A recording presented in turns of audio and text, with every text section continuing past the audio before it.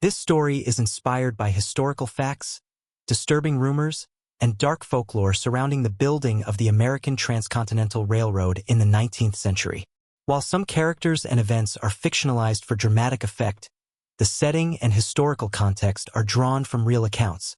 This tale contains graphic descriptions, violence, and themes of cannibalism, exploitation, and supernatural horror. Listener discretion is advised. The following content is not suitable for children or sensitive audiences. The snow hadn't yet come down, but the air bit like a starving wolf. The chill swept over the red dust plains of Utah, rolling between jagged rocks and skeletal shrubs, then slicing through the tattered tents of Camp No. 16, one of many temporary settlements erected by the Central Pacific Railroad during the mad race to complete the first transcontinental railway. But this camp wasn't like the others. From the outside, it was just another rough patch of canvas and would thrown up to house overworked immigrant laborers. Men slept on straw, their breath fogging the brittle air, and their bones aching from a day of hammering spikes into frozen ground. But inside the camp, something felt wrong.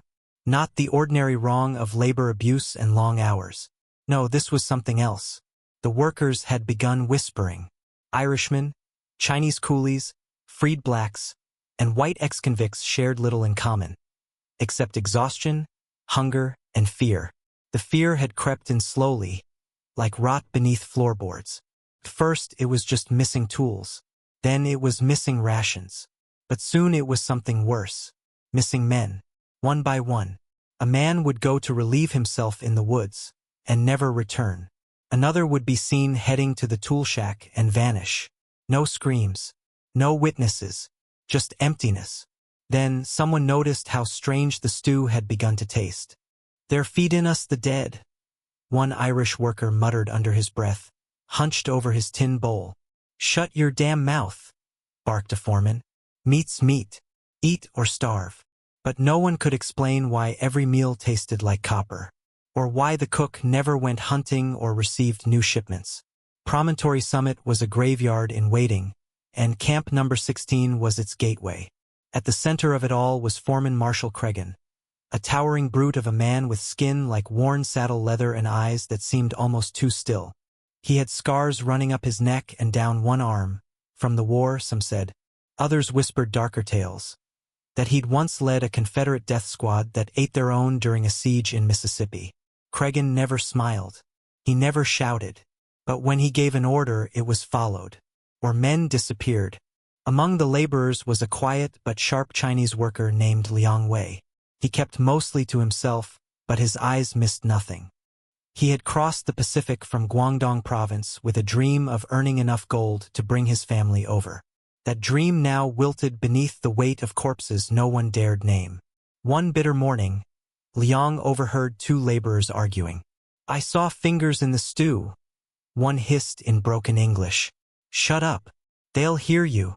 I ain't eatin' it no more. I'd rather starve." Liang didn't respond, but something in him shifted. That night, while others slept, he slipped from his tent. He walked past the latrines, past the silent rows of huddled bodies, and toward the cooking shed, the one guarded by a pair of silent men who always looked away when someone disappeared.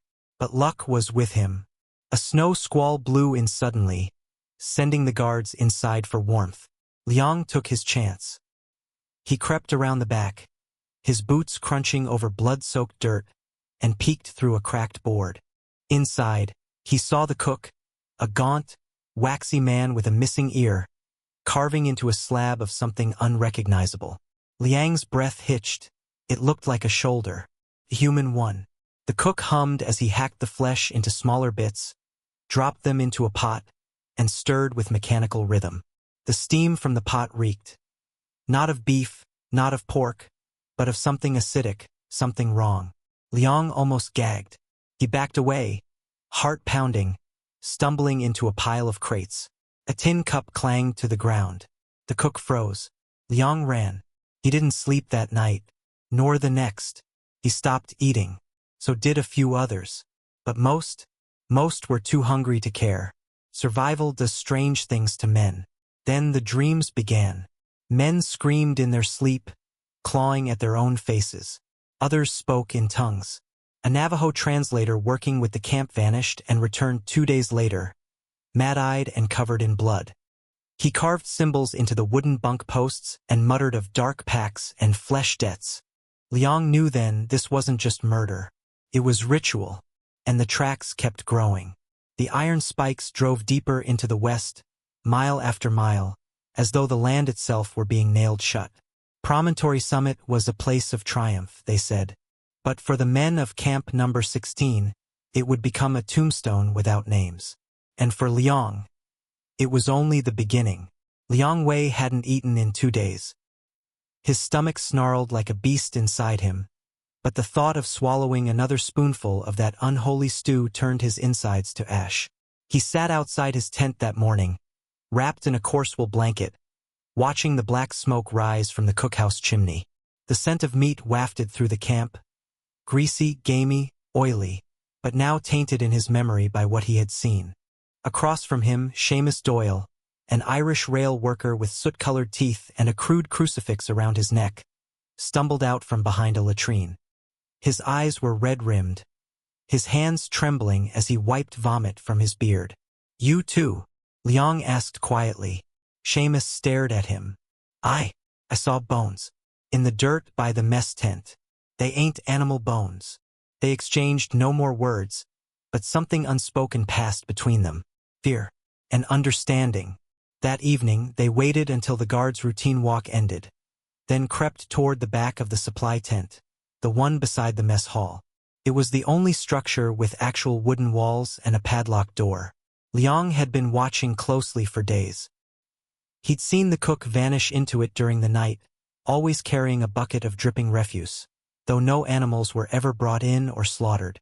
No new meat shipments had arrived either. So where was it coming from? Seamus pulled out a piece of bent wire from his boot and began to fiddle with the padlock. Liang watched the path nervously. "Hurry!" The lock clicked open. Inside, the supply tent was colder than the air outside. It smelled of old wood, kerosene, and something rotten hidden under it all.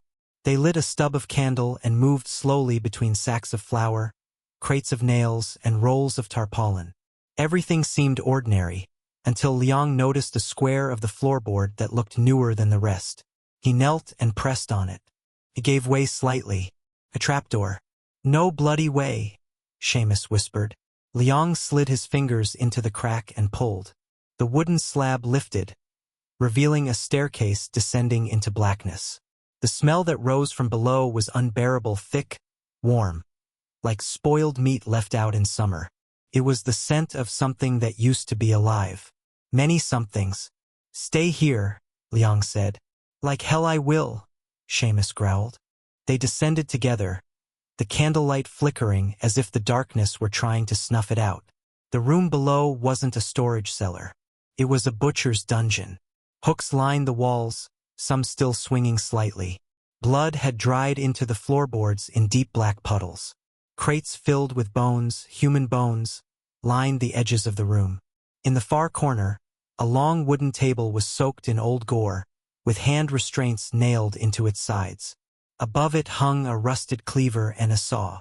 But the worst was yet to come. In the center of the room stood a barrel filled with meat, grayish, chopped chunks soaked in brine. And among those chunks, a human hand, small, missing its pinky finger and clearly hacked at the wrist. Seamus turned, fell to his knees, and vomited. Liang stood frozen. "They're storing it, curing it, and cooking it," Seamus added between dry heaves.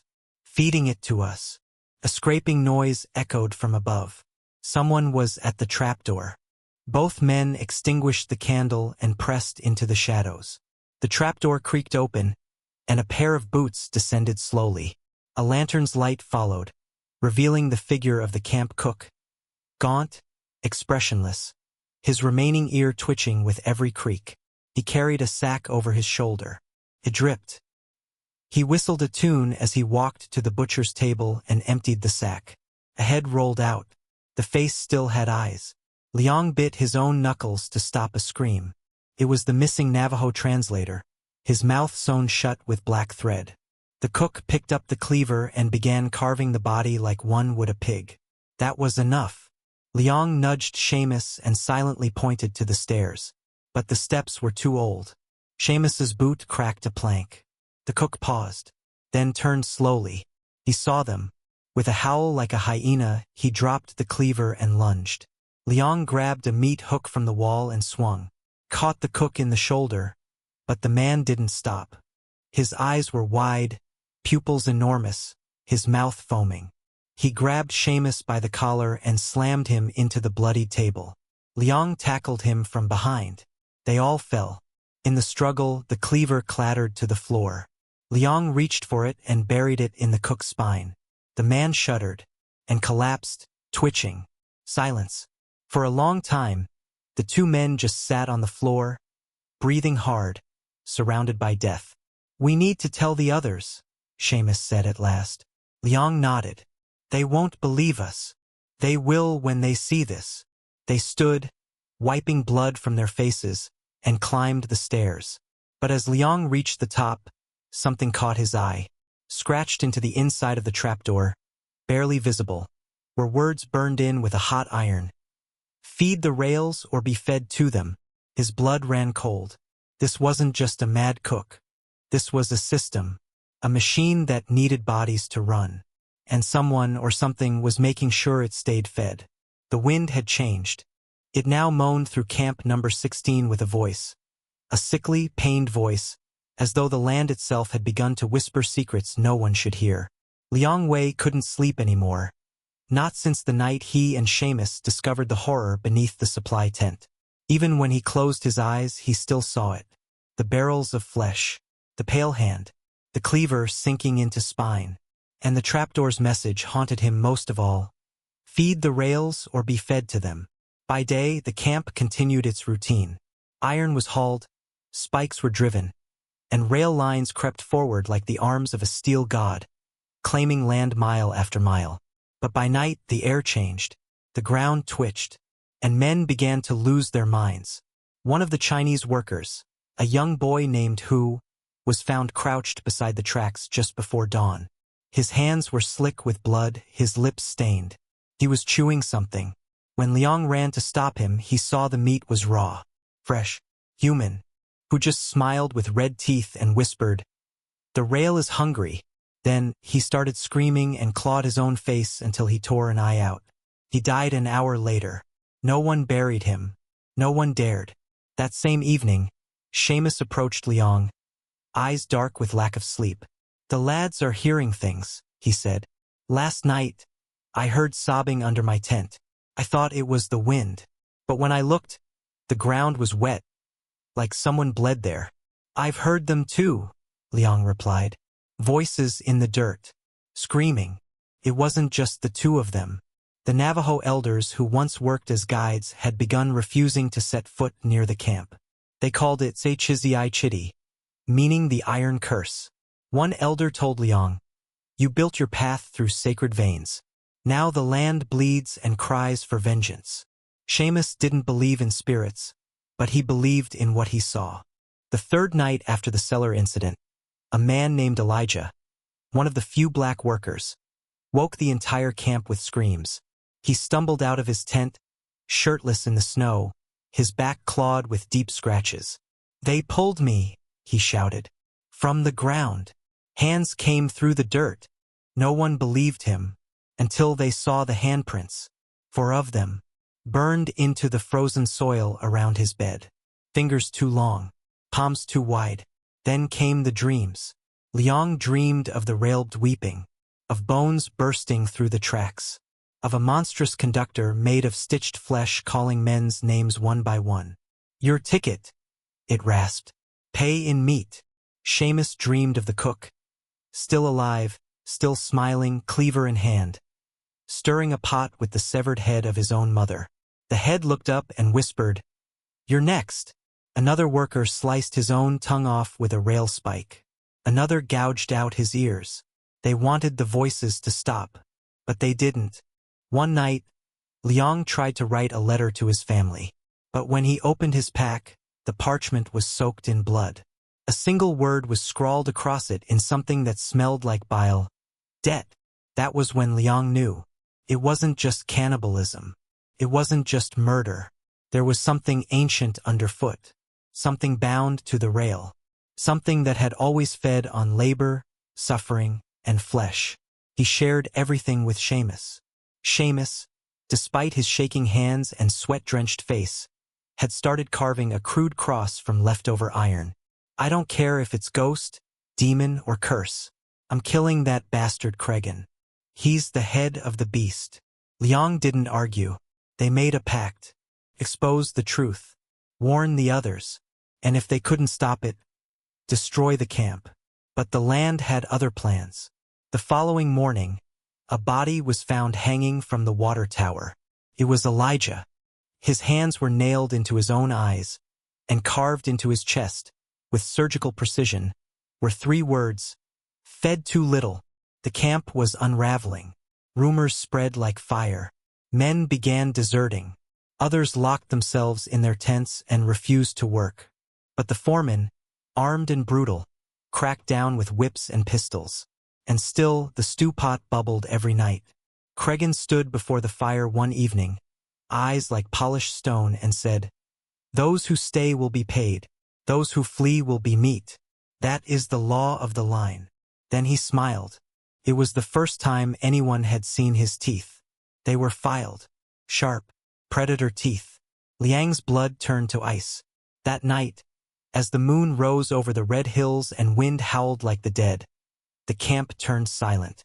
Too silent. Then came the cries. Not screams of the living, but voices from beneath. The tracks groaned, and something began to crawl through the earth. A black, twisting mass, made of limbs, bone, and rusted metal, burst from the rail near the mess tent. It howled like a steam engine. This form was monstrous, part corpse, part rail spike, part machine. It slithered on bone wheels and teeth. And it was hungry. It devoured 2 sleeping workers before anyone even moved. Seamus and Liang watched in horror. The thing turned its eyeless head toward them and smiled. But just before it charged, the ground trembled. More hands, hundreds of them, began to rise from the dirt. Not the monsters. These were the workers, the forgotten, the dead, those fed to the rails. Their vengeance had come. The screams that followed would never be recorded in any company log. Camp number 16 had become a battlefield between the damned and the devourers. And Liang? He picked up a rail spike and ran into the fire. Foreman Marshal Cregan did not run. As the earth screamed and the dead pulled themselves from beneath the rail, as his own men were torn limb from limb by a creature born of bones and iron, Cregan stood motionless at the edge of the campfire, a statue amid chaos. His eyes glowed faintly, not from fear, from satisfaction. Liang didn't understand at first. Even as he and Seamus hurled burning crates at the crawling monster and tried to rally a group of survivors toward the canyon's edge, he kept looking back, kept seeing Cregan just standing there, calm, smiling, unmoved. And then he saw something that froze his blood. As one of the reanimated laborers, missing half his jaw, reached for Cregan with claws of dirt and bone, the monster stopped. Its head tilted, almost as if recognizing him. Then, slowly, it dropped to its knees before him. The others followed. The dead bowed to Marshal Cregan. "What the hell is he?" Seamus gasped, blood dripping from a cut above his eye. "Not what," Liang said quietly. "Who he made a deal with." Latin Cross 20 years earlier, Mississippi, 1847. Cregan had been a butcher long before the railroad. During the Mexican-American War, he'd been part of a regiment stationed deep in the Texan wilds, where they were cut off from supplies for weeks. As starvation set in, he took command, not as an officer but as a survivor. One by one, the dying were used, and when the dying ran out, the weak were next. He butchered them cleanly, boiled the flesh, fed the strong. He survived, and something had watched. The legend told in whispers spoke of a figure in black.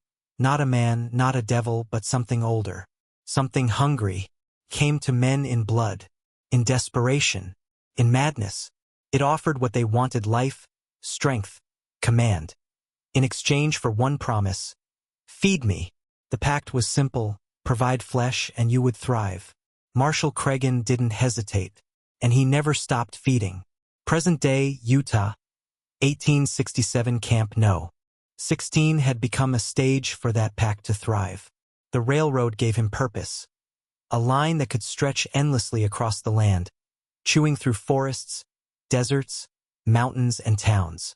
All it needed was labor, and labor in desperate times was easy to find.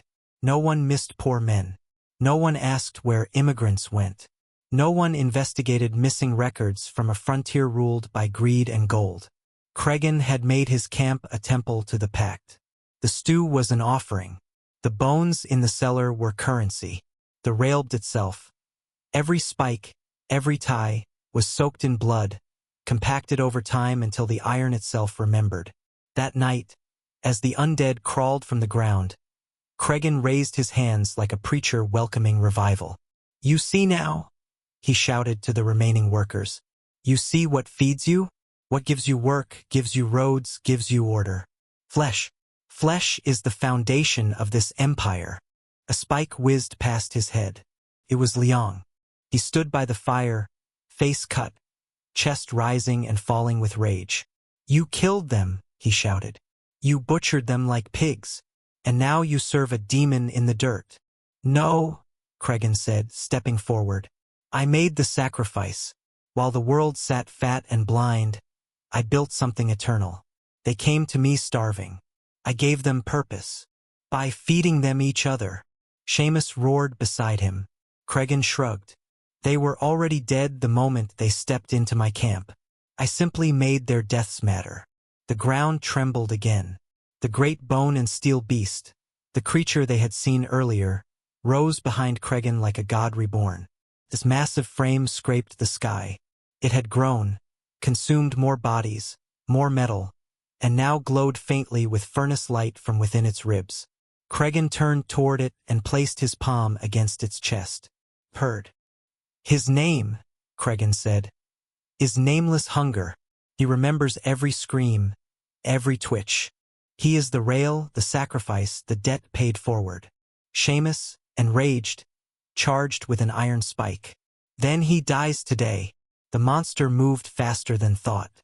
Its arm, made of grafted rail beams and crushed skulls, swiped across the ground, smashing tents, bodies, and fire pits in one sweep. Seamus was flung backward like a doll, hitting a wooden beam with a bone-snapping crack. Liang ran to him. Blood gushed from Seamus's mouth. He grabbed Liang's collar. "End him, or we all become part of it."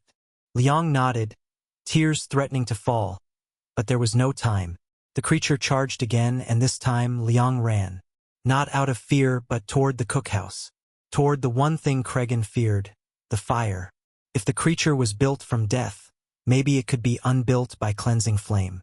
Liang kicked open the shed's doors, grabbed a barrel of kerosene, and sprinted back. Cregan saw him and laughed. "You think fire kills gods?" he yelled. "No," Liang shouted, "but it kills men." And with that, he hurled the barrel at Cregan's feet and flung a torch after it. The explosion shook the mountain. Flames roared high, lighting up the night like sunrise. Cregan screamed, not like a man in pain, but like something finally separated from its tether. His skin blackened, his bones cracked, and the creature behind him howled, thrashing violently, as if bound to his soul. Then the wind shifted. The dead stopped. The creature trembled. And, for a moment, everything went silent. Then it collapsed. The earth swallowed it whole, and the railbed cracked. Liang stood alone in the smoke, watching as Cregan's body dissolved into ash. Seamus lay dead. The few survivors began to crawl from their hiding places. Broken, bloodied, but alive. The spell had broken, for now. But as Liang looked toward the unfinished rails stretching into the dark hills, he heard a low sound beneath his boots. Not voices, breathing. The earth still breathed. The rails still waited. And somewhere in the depths, Nameless Hunger slept, waiting for the next foreman. When the sun finally rose over the jagged Utah hills, It painted the ruins of Camp Number 16 in dull red, not from the sky, but from the blood-soaked ground. Smoke curled from the blackened mess tent. Charred wooden beams poked through ash like broken ribs. The cookhouse was gone. The supply shed had collapsed inward, burying the cellar beneath tons of scorched debris. But the silence was deeper than mourning. It was the silence of aftermath, of something unnatural retreating or hiding. Liang stood at the edge of the ruined camp, hands blackened from smoke, his throat raw from screaming through the night. Around him, perhaps 30 men remained out of over 200. Some wandered aimlessly, shell-shocked. Others prayed. One man sat cradling a bundle of bloodied bones, rocking back and forth, whispering a lullaby in Spanish. Seamus was dead. The thought hit Liang like a second fire. He had dragged Seamus's body from the wreckage before dawn. Broken ribs, burnt face, and still, a smile. A final grin of a man who'd faced evil and tried to punch it in the teeth. Liang buried him alone, marking the grave with a bent iron spike and whispering a few words in Chinese. Words for peace, for safe crossing, and for revenge. That morning, the surviving laborers gathered in a circle. Silent, tired, waiting for someone to speak. It was Liang who stepped forward. "They killed us like cattle," he said, voice shaking. "They fed us our brothers, built their empire on our bones. But now we burn it all." No one cheered, but no one objected, and so began the revolt. The first step was dismantling the rails.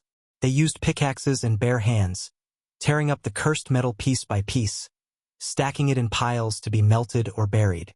Every spike removed was treated like a bullet pulled from a wound. Every tie burned in a cleansing fire. Then came the graves. Liang and the others excavated the land around the camp, searching for shallow pits, unmarked mounds, and old meat barrels buried beneath layers of dirt. They found dozens of corpses, some fresh, some half-eaten, some twisted into impossible shapes as if something had fed from inside them. Each was wrapped, prayed over, and burned with incense, sage, or salt depending on the beliefs of the dead. One worker, a Navajo named Sile, brought a carved wooden box and filled it with bones. He said it was to trap their spirits before they turned bitter. He buried it under a tree far from the rail line and whispered into the roots. But even as they destroyed and buried and blessed, the land did not quiet. The breathing continued. Some nights, men heard faint metal clinks beneath the soil, like spikes hammering themselves in. Other times, the wind would carry a single voice, crying out a name that had already been buried. Liang began to have waking dreams. He would stand among the ruins of the camp and see it rebuilt. New tents, new faces, and the stew pot bubbling again. In the distance, Cregan would stand beside a new foreman, his face restored, smiling with iron teeth. Each time, Liang would scream. Each time, he'd wake with bloody fingernails from digging at the floor. On the 10th day after the uprising, a group of company men arrived. They rode in on black horses with polished boots and silver buttons, eyes hidden beneath wide-brimmed hats. They said nothing for hours, just observed, measured, took notes. Finally, one stepped forward. "We heard there was an accident," he said.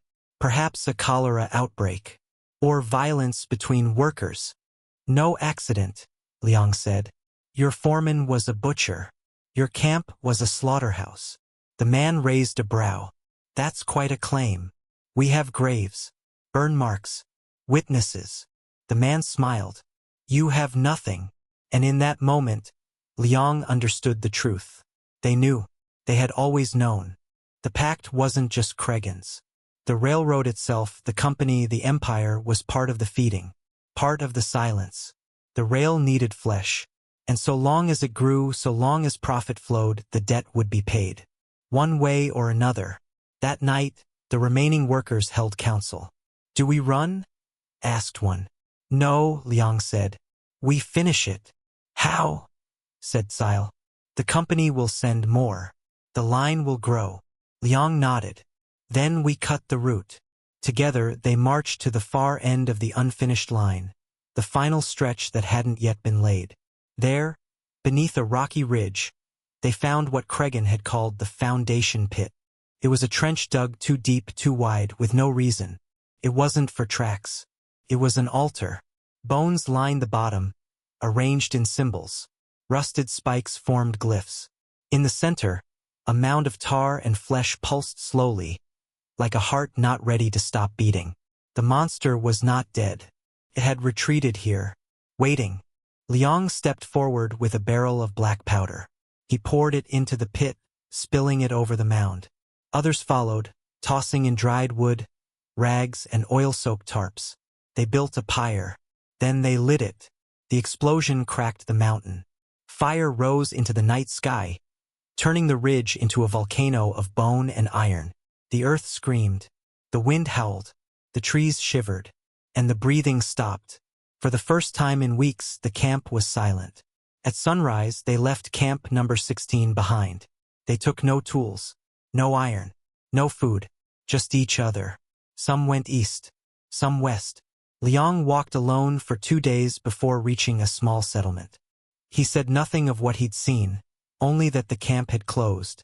He worked as a carpenter for years, never spoke of Utah again. But some nights, when the wind blew from the west, he'd stop, tilt his head, and listen. If the air was right, he could still hear it. That voice from beneath the earth. Still hungry, still waiting. In the spring of 1869, 2 years after the revolt, the Central Pacific and Union Pacific Railroads met in a well-publicized ceremonial union at Promontory Summit, Utah. Newspapers called it the wedding of the rails. Politicians posed beside polished locomotives. A golden spike was driven into the last tie while reporters scribbled poetry about progress, unity, and the American dream. But no one mentioned camp number 16. There were no records, no ledgers, no memorials. It had simply been erased as if it never existed. Just another nameless stretch of dirt paved over by ambition and iron. The company made sure of that. The official maps skipped the valley where it once stood. The burned land was flattened. The survivors scattered. And what had been seen, what had been fought, was buried. Not just beneath stone and steel, but beneath silence. But the dead don't forget. And the rail remembers. Liang Wei lived the rest of his life under a different name, a common practice for Chinese immigrants who feared deportation or retribution. He worked in carpentry camps across Nevada, then settled in Oregon. He never married, never stayed anywhere more than a year. But he kept a journal, not for himself, but for someone who might one day find it. It was written in a mix of Cantonese and broken English. Its last entry read, "The land eats what the rail feeds. The hunger sleeps, but it wakes when spiked again. If someone lays tracks here, dig deep, and you'll hear them scream." He died in 1904 in a shack near Crater Lake. Alone. In the decades that followed, the rail lines expanded in every direction. Cities rose, trade flourished, the nation boomed, and with every mile of track laid, more laborers disappeared. Their names swallowed by time, their blood dried into the earth. But every now and then, the past clawed its way back. In 1923, a team of railroad engineers working on a rerouting project near the old Utah line reported a strange incident. One of their workers, a young Italian named Marco, vanished overnight. In his place, they found a half-finished trench filled with cracked bones. No report was filed. The foreman said, "He ran off." A few weeks later, a second man disappeared. Then a third. Then, one morning, a new foreman arrived with orders to shut the site down indefinitely. Locals whispered that they heard screams in the rock at night. Some claimed the ground around the old route was always warm, even in snow. A Navajo rancher refused to graze his cattle near the area. "That land is cursed," he said. "It eats men." Years passed. The rail kept moving. By the 1960s, only historians and folklorists knew of Camp Number 16, and even they weren't sure it existed. No photographs, no logs, just ghost stories told around campfires. Urban legends of a cannibal camp, where the stew was made of workers, where a man with metal teeth walked among the tents, and where the railroad itself drank blood. One of the stories that persisted most was of a creature made of bones and rail spikes, a demon with no eyes that patrolled the line at night, looking for deserters and stealing them back underground. Most dismissed it, until 1987.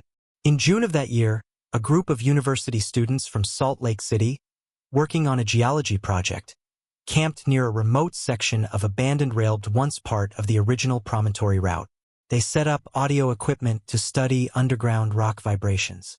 What they captured on their recorders was not geological.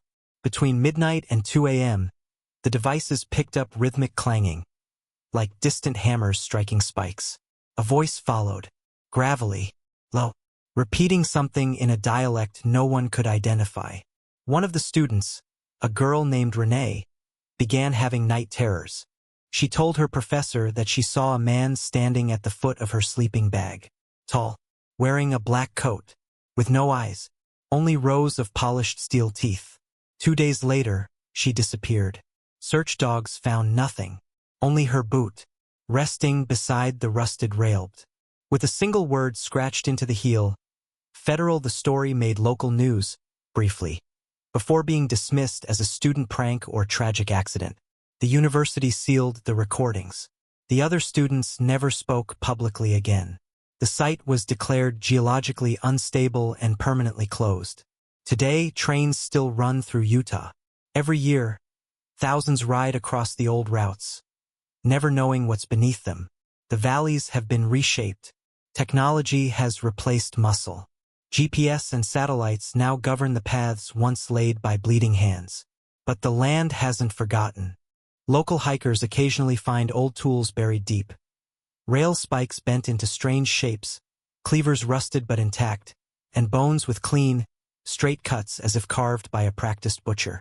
In 2011, a metal detectorist unearthed a tin bowl near an unmarked patch of rail. Inside it were human teeth, dozens of them, all filed to points.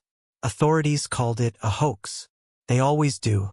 Back in a private archive in Nevada, a letter exists, unpublished, unverified. It's dated 1889 and signed only with the initials LW. It reads, "I hear the rail singing again. The sound is softer now, but it carries the same hunger. They will come. Another Cregan will rise. And when he does, the rail will open its mouth once more." No one knows how the letter got there, but beneath it lies a map. And on that map, circled in red, is a place with no name. A place buried beneath the iron. There's a stretch of land just west of Ogden, Utah, empty, overgrown, and ignored by developers. A place trains no longer pass through. Locals call it Ghost Mile. It's not on any tourist map. There are no signs, but the soil there is darker than the rest. The air smells of copper after rain, and nothing grows more than waist-high, as if the roots won't dig too deep. In 2019, a group of amateur urban explorers calling themselves Western Wraiths decided to film a YouTube series about haunted railroad legends across the American West. One of them, a history major named Caleb, suggested they start at Ghost Mile. "I think it's where Camp 16 used to be," he told his crew. "It's not marked, but there are clues, legends, stuff the railroad tried to bury." They laughed, mocked the name, but they went. They took drones, night vision cameras, motion sensors. Their plan was to stay 2 nights. Only 3 of them would return. The first day was quiet. They filmed drone shots of the valley, barren fields stretching beneath jagged cliffs. They found old rusted tools, a few bent iron spikes, and what looked like the remnants of a fire pit, blackened stones arranged in a tight circle. "This is where they cooked," Caleb said. "The legends say the meat was salted here. Human meat." The crew laughed. One of them even posed beside the pit, pretending to stir an imaginary pot. They uploaded clips to Instagram with the caption #GhostGrill. But that night, the air turned heavy. Their motion sensors kept tripping, but no one was near them. The wind began to carry strange sounds. First faint hammering, then whispers, and then around 2:33 a.m., one of the thermal cameras picked up movement beneath the soil. It wasn't an animal. It was shaped like a man, crawling, not walking, dragging something behind it. By morning, one of the explorers, the youngest, a 19-year-old intern named Mia, was missing. Her sleeping bag was torn. Her shoes still sat neatly beside where she'd laid down. Her phone was found beside a shallow hole, filled with ash. On the screen was a single video. It showed her face, pale, shaking, whispering to the camera. "I saw a man with a lantern. He wasn't walking. He was sliding. Like he didn't have bones. He had no eyes. Just those teeth. I heard him say something. He said I smelled like old broth." The feed cut out. They searched for her all day. Caleb found a trail of footprints, barefoot, but with toes too long, too pointed. The tracks led to a collapsed section of rail line. There, beneath the gravel, he found something buried. A stew pot, still warm. Inside meat, pink, chewed, half digested. They left that night. 3 of them, shaking. But Caleb stayed behind for 1 more hour. He set up a single camera and walked into the dark. The footage was never uploaded. Only 1 clip was recovered. It showed Caleb standing in the fire pit, his arms outstretched. Around him, the earth bubbled, and from the ground, hands, dozens, began reaching for him.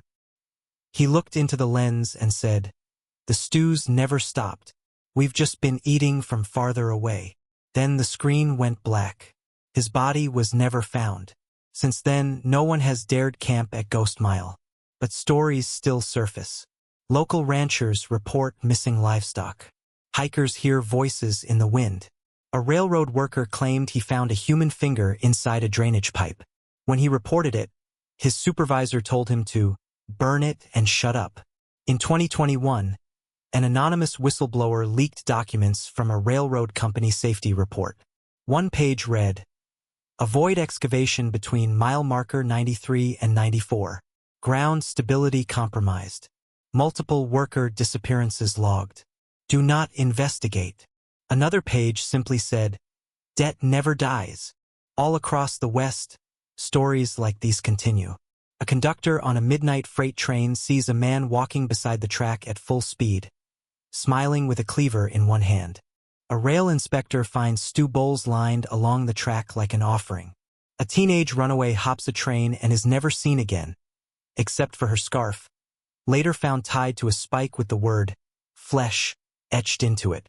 People blame ghosts, or drugs, or madness, but some know better, because the hunger never left. The cannibals never left. They just stopped calling themselves that. Now they wear hard hats and carry clipboards. Now they work in logistics. Now they sign contracts that no one reads. Contracts bound in sweat and sealed with blood. The stew pot is still boiling. We just can't hear it over the sound of progress. There's a final rumor that once a year, on the night of the rail's original completion, the earth at Ghost Mile opens, just for a minute, and anyone who stands on the old campgrounds can hear the footsteps of the workers, hundreds of them, all marching in time, not toward salvation, but toward the stew. And standing at the front of the line is a man with no eyes and metal teeth, smiling. The tracks near Ghost Mile haven't been used in decades, or so people say. There are no scheduled trains, no ticket booths, no active stations on that dead stretch of steel. The metal has rusted. The wooden ties are cracked and overgrown. Most would believe it's just a relic, a forgotten piece of history swallowed by time. But those who live nearby, the ones who've been there long enough, the ones who never left, know better. They say that once a year, on a night without stars, a train does pass. It doesn't stop. It doesn't slow down.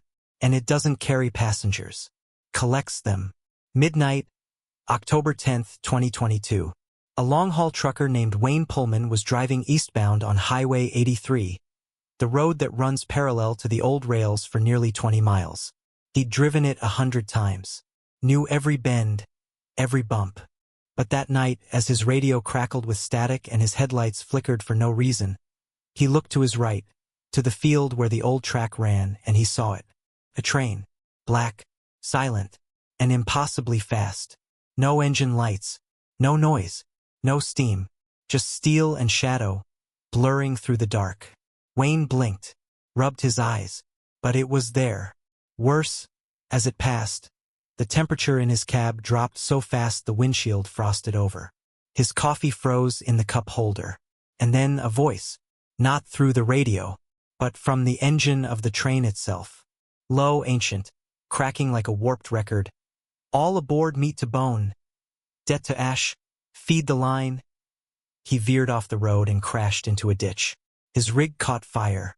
He lived, barely, and spent 6 weeks in the hospital with burns and frostbite. When investigators asked what happened, he muttered one sentence before falling into a coma. The train runs at midnight. It runs on us. There have been more sightings. A hiker found a rail spike on a hilltop, glowing faintly red with steam rising from it in 20-degree weather. A pair of teenage vandals who snuck out to film a TikTok in the abandoned freight yard were found the next morning. Their skin pale, their mouths filled with ash. One was dead. The other repeated the word served over and over until he bit off his tongue and bled out. But the train is only the beginning, because with it comes the return of others. The man with no eyes, the cook with the missing ear, the shivering worker who chews raw meat in the dark. They appear for seconds, reflections in windows, faces in fog, but always in pairs, always in silence. The camp is reforming, one ghost at a time. Back in Salt Lake City, a historian named Eleanor Finch discovered a box of unfiled railroad documents buried in the city archives. They were stained, partially burned, and written in the old company hand. Most were worthless, but one sheet stood out. It was a death ledger. The top read, Camp 16, Quarter 3, 1867. She counted. There were 207 names, all crossed out in red ink. No causes of death, no signatures, only one stamp on the bottom corner, redeemed. She showed it to a colleague, who laughed and said, "It's probably from a failed site, lots of those." But that night, Eleanor found something scratched into the window of her office. Just 3 words. "We still cook." She took a leave of absence the next morning. She hasn't returned. And so the line lives, not officially, not in books or maps, but beneath the ground. The hunger that began with Cregan did not die with him. It evolved. It burrowed deeper, no longer just in tents or stew pots. Now it feeds through silence, neglect, and unmarked graves forgotten by modern time. Every train that rides west, every shipment, every worker that vanishes, every unexplained accident, adds to it. Not all, just a few. Enough to keep the gears wet. Enough to keep the rail pulsing. The feeding is subtle now, but still steady. And every so often the veil slips. A strange stew served at a remote depot with no known ingredients. A missing child last seen near an old freight path. A train conductor found dead in his booth. Mouth stuffed with salted meat not from any known animal. People ask, why does the train still run? The answer is simple. Because it was never meant to stop. It was built as a promise. A line carved across land once sacred, soaked in blood and labor, with bones as its ballast and hunger as its fuel. And promises like that, they last forever. On the anniversary of Promontory Summit's Golden Spike ceremony, a tour group gathers near the restored section of track. Polished, safe, pretty for photographs. They take turns driving replicas of antique spikes, reenacting progress. A child wanders from the group. He hears something, a whistle, distant, hollow. He follows the sound to a rusted stretch of track a mile away. He kneels, places his ear on the steel, and smiles. "I hear it breathing," he whispers. Behind him a shadow stirs. Not a person, but a shape. Metal, bone, teeth like spikes. The conductor has arrived. And tonight, the train runs again. 10.